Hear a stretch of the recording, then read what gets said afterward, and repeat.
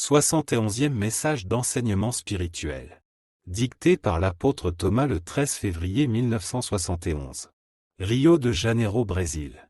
Des événements de grande ampleur s'enregistrent à la surface de la Terre, produits par des éléments placés en profondeur dans le sol, dans la continuité du processus de transformation de la structure terrestre. Il a déjà été dit et répété que de tels événements suivent un plan réalisé il y a plus de 4 siècles, pour devenir positifs sur Terre précisément dans ces dernières années du XXe siècle. Certains de ces événements se sont produits dans des zones densément peuplées, affectant les populations urbaines, provoquant des glissements de terrain et de nombreux décès. Ce fait est dû en partie à la localisation des villes dans le rayon d'activité volcanique dans les profondeurs du sol, n'ayant donc aucun rapport avec le plan élaboré par les forces supérieures pour modifier la structure physique de la Terre. Cependant, partout où cela se produit, plusieurs caravanes de secours s'occupent des âmes qui se désincarnent, les récupèrent et les emmènent vers leurs plans spirituels respectifs. De tels phénomènes telluriques doivent être catalogués parmi les faits naturels qui se produisent sur toute la surface de la Terre et ne doivent pas être considérés comme le résultat de la planification spirituelle des forces supérieures.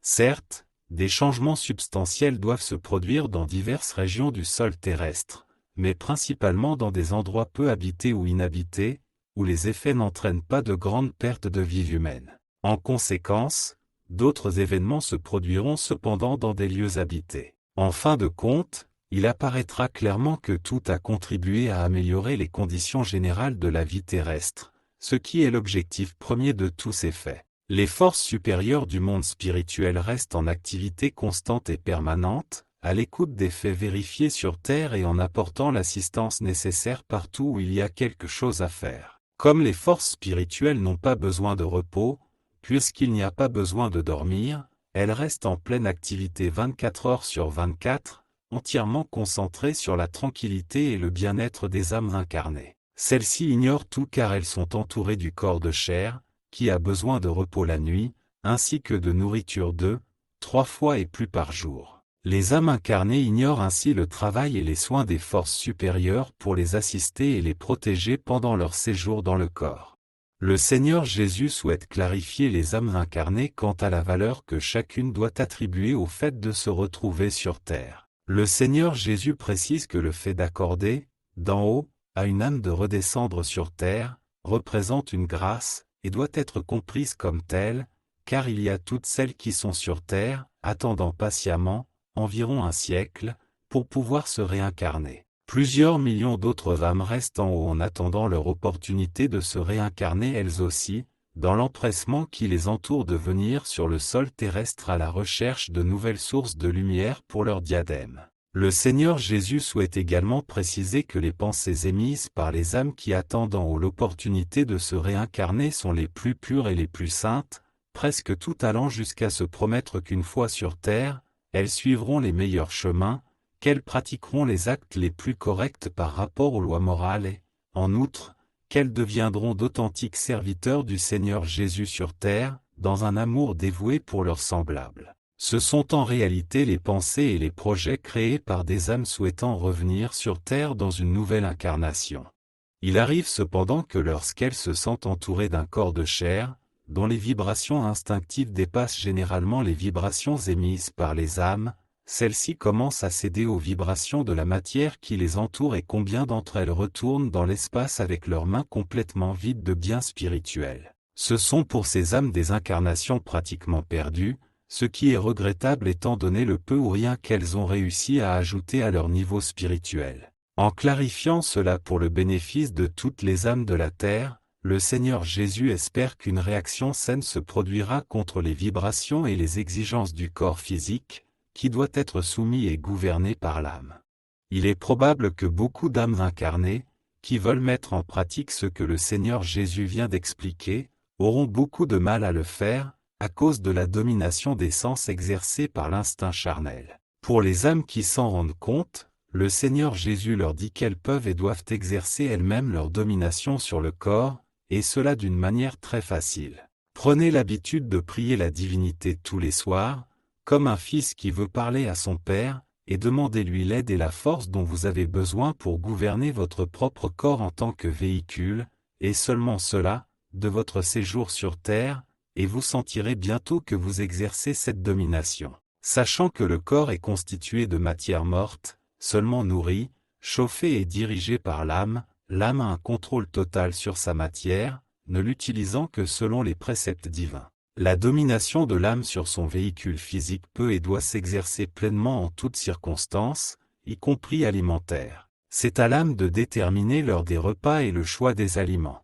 Le corps exprime parfois un certain désir pour certains aliments, mais c'est à l'âme de juger s'ils sont appropriés ou non. Les désirs manifestés par la chair sont des réactions de la chair elle-même, auxquelles il ne faut pas toujours se conformer en raison du volume de réactions négatives qu'ils peuvent engendrer. L'âme est donc le maître absolu de son corps, qu'elle a construit elle-même depuis le ventre de sa mère et qu'elle a nourri tout au long de sa vie terrestre. Si elle décide donc d'invoquer quotidiennement le soutien de la divinité, elle peut être sûre de pouvoir conduire son véhicule physique de la manière la plus adaptée à sa santé et à sa longévité.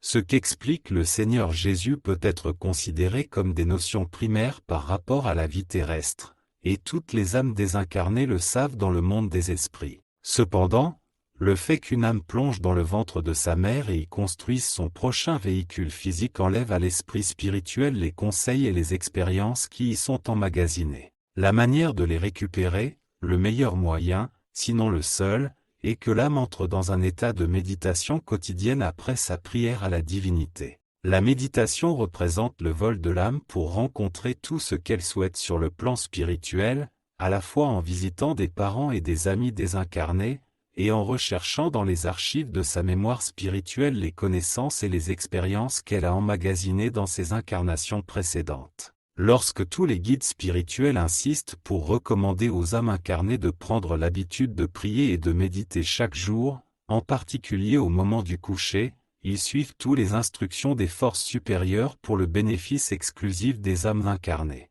Une image très simple peut clarifier ce point très important pour les âmes incarnées. Imaginez que vous avez entrepris un voyage un peu lointain et que, soudain, vous vous retrouvez enveloppé dans un épais brouillard qui vous prive totalement de la vision du lieu et du chemin que vous souhaitez suivre. Incapable de continuer dans cet épais nuage qui obstrue complètement votre vision, il vous vient cette heureuse idée d'adresser une prière à la divinité et lui demander de vous guider, de vous éclairer pour que vous puissiez poursuivre votre route en toute sécurité. Aussi miraculeux que cela puisse paraître, le miracle se produit. Une belle lumière brille autour de vous, perçant ou diluant l'épais brouillard, et bientôt vous vous sentez maître de vous-même pour avancer en toute sécurité sur le chemin que vous avez suivi. Regardez, cher lecteur, le résultat de la prière à la divinité. De la même manière qu'elle peut éclaircir le chemin d'un voyageur dans un brouillard épais, elle éclaircit et illumine également les chemins de la vie pour ceux qui sont prêts à prier quotidiennement la divinité de tout leur cœur.